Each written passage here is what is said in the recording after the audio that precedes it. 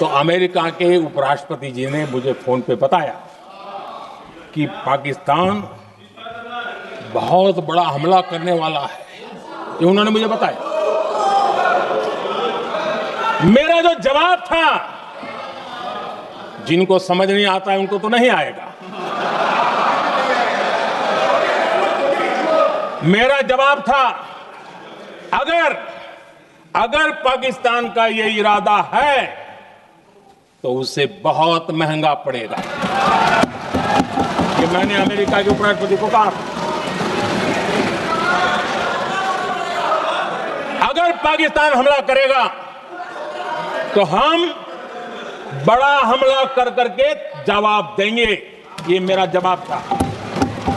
और आगे मेरा एक वाक्य था, मैंने कहा था हम गोली का जवाब गोले से देंगे। नमस्ते दोस्तों, अगर आपको ये वीडियो पसंद आए तो इसे प्लीज़ लाइक करें, दोस्तों के साथ शेयर करें और चैनल को सब्सक्राइब करना ना भूलें। धन्यवाद। ये 9 तारीख रात की बात है और 9 रात में और 10 सुबह हमने पाकिस्तान को सैन्य शक्ति को तहस नहस कर दिया था। और यही हमारा जवाब था, यही हमारा जज्बा था। और आज पाकिस्तान भी भली भांति जान गया है कि भारत का हर जवाब पहले से ज्यादा तगड़ा होता है।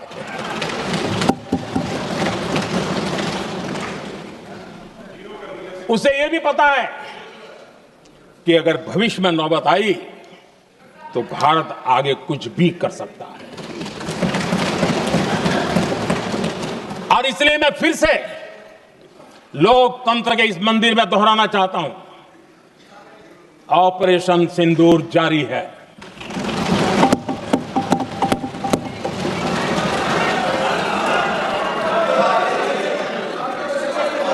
पाकिस्तान ने दुस्साहस की अगर कल्पना की तो उसे करारा जवाब दिया जाएगा।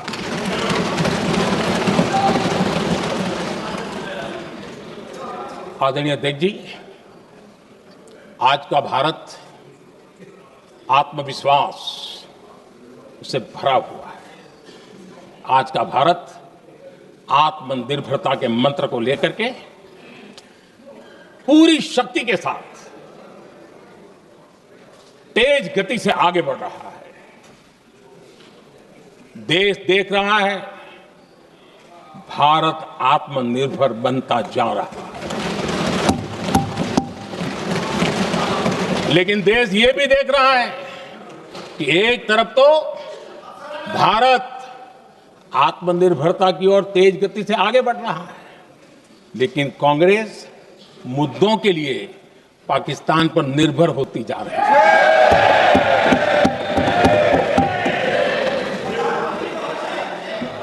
मैं आज पूरा दिन देख रहा था, जो 16 घंटे से जो चर्चा चल रही है, दुर्भाग्य से। प्लीज बैठिए, सब जवाब दे दिया आपका। आप सुनते नहीं, सबका जवाब दे दिया। प्लीज दुर्भाग्य से सुनिए जवाब। कांग्रेस को पाकिस्तान के मुद्दे इंपोर्ट करने पड़ रहे हैं। आदरणीय अध्यक्ष जी, आज के वॉरफेयर में इंफॉर्मेशन और नैरेटिव्स की बहुत बड़ी भूमिका है। नैरेटिव घड़ करके, एआई का भी भरपूर उपयोग करके सेनाओं के मनोबल को कमजोर करने के खेल भी खेले जाते हैं। जनता के अंदर अविश्वास पैदा करने के भी भरपूर प्रयास होते हैं। दुर्भाग्य से कांग्रेस और उसके सहयोगी पाकिस्तान के ऐसे ही प्रपंच के प्रवक्ता बन चुके हैं।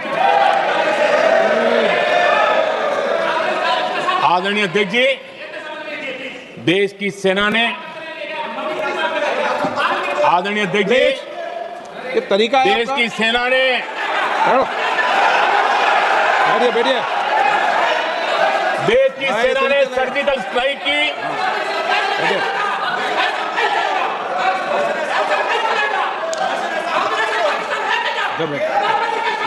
बैठिए। आदरणीय अध्यक्ष जी, देश की सेना ने सफलतापूर्वक सर्जिकल स्ट्राइक की तो तुरंत कांग्रेस वालों ने सेना से सबूत मांगे थे, लेकिन जब उन्होंने देश का मूड देखा, देश का मिजाज देखा, तो सुर उनके बदलने लगे और बदल करके क्या कहने लगे। कांग्रेस के लोगों ने कहा ये सर्जिकल स्ट्राइक क्या बड़ी बात है, ये तो हमने भी की थी। एक ने कहा 3 सर्जिकल स्ट्राइक की थी, दूसरे ने कहा 6 सर्जिकल स्ट्राइक की थी, तीसरे ने कहा 15 सर्जिकल स्ट्राइक की थी। जितना बड़ा नेता उतना बड़ा आंकड़ा चल रहा था। आदरणीय अध्यक्ष जी, इसके बाद बालाकोट में सेना ने एयर स्ट्राइक की। अब एयर स्ट्राइक तो ऐसी थी कि वो कुछ कह नहीं सकते थे, इसलिए ये तो नहीं कहा कि भाई हमने भी की थी। उसमें तो उन्होंने समझदारी दिखाई, लेकिन फोटो मांगने लगे। एयर स्ट्राइक हुई तो फोटो दिखाओ, क्या कहां गिरा, क्या तोड़ा, कितना तोड़ा, कितने मरे। भाई यही पूछते रहे, पाकिस्तान भी यही पूछता, ये भी यही पूछते थे। इतना ही नहीं, आदरणीय अध्यक्ष जी, जब पायलट अभिनंदन पकड़े गए तो पाकिस्तान में तो खुशी का माहौल होना स्वाभाविक था कि उनके हाथ में भारतीय सेना का एक पायलट उनके हाथ लगा था। लेकिन यहां पर भी कुछ लोग थे जो कानों कानों में कह रहे थे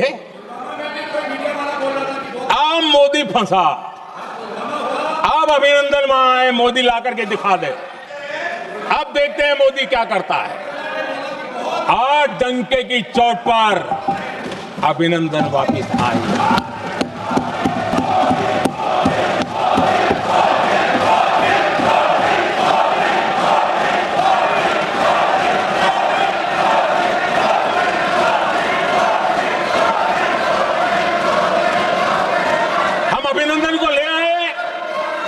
तो इनकी बोलती बंद हो गई। इनको लगा यार ये नसीब वाला आदमी है, हमारा हथियार हाथ से निकल गया। आदरणीय अध्यक्ष जी, पहलगाम हमले के बाद हमारा बीएसएफ का एक जवान पाकिस्तान के कब्जे में गया, तो फिर इनको लगा वाह बड़ा मुद्दा हाथ में आ गया है, अब मोदी फंस जाएगा। अब तो मोदी की फजीयत जरूर होगी। और उनकी इकोसिस्टम ने सोशल मीडिया में बहुत सारी कथाएं वायरल की कि ये बीएसएफ के जवान का क्या होगा, उसके परिवार का क्या होगा, ये वापस आएगा, कब आएगा, कैसे आएगा, न जाने क्या क्या चला दिया। आदरणीय अध्यक्ष जी, बीएसएफ का वो जवान भी आन बान शान के साथ वापस आया।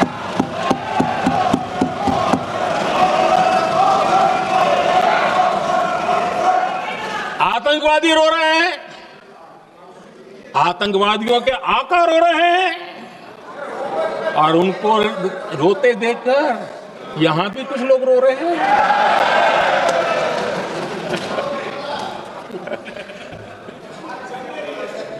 अब देखिए, सर्जिकल स्ट्राइक चल रही थी, उसके बाद उन्होंने एक खेल खेलने की कोशिश की, बात जमी नहीं। एयर स्ट्राइक हुई तो दूसरा खेल खेलने की कोशिश की, वो भी जमी नहीं। जब ये ऑपरेशन सिंदूर हुआ तो उन्होंने नया पैंतरा शुरू किया। और क्या शुरू किया? रोक क्यों दिया? पहले तो मानने को तैयार नहीं थे कि मुक्त करते, अब कहते रोक क्यों दिया। वारे बयान बहादुरों,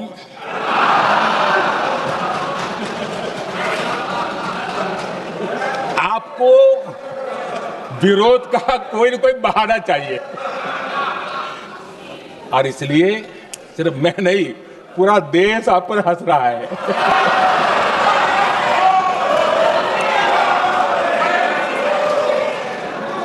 आदरणीय अध्यक्ष जी, सेना का विरोध, सेना के प्रति एक पता नहीं नेगेटिविटी, ये कांग्रेस का पुराना रवैया रहा। देश ने अभी अभी करगिल विजय दिवस मनाया, लेकिन देश पूरी तरह जानता है कि उनके कार्यकाल में और आज तक करगिल के विजय को कांग्रेस ने अपनाया नहीं। न करगिल विजय दिवस मनाया है, न करगिल विजय का गौरव किया। इतिहास साक्षी है अध्यक्ष जी। जब डोकलाम में सैन्य हमारा शौर्य दिखा रहा था, तब कांग्रेस के नेता चुपके चुपके किससे ब्रीफिंग लेते थे, वो सारी दुनिया अब जान गई।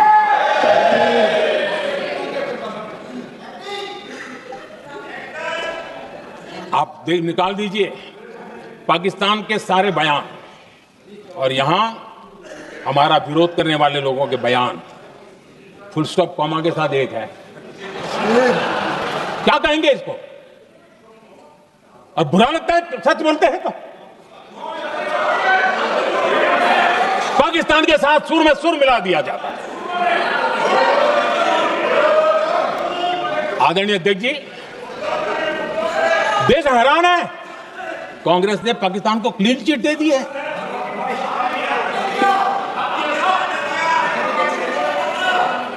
उनकी ये हिम्मत, और इनकी आदत जाती नहीं है, ये हिम्मत कि पहलगाम के आतंकी पाकिस्तानी थे, इसका सबूत दो। क्या कह रहे हो तुम लोग? तो कौन सा तरीका है?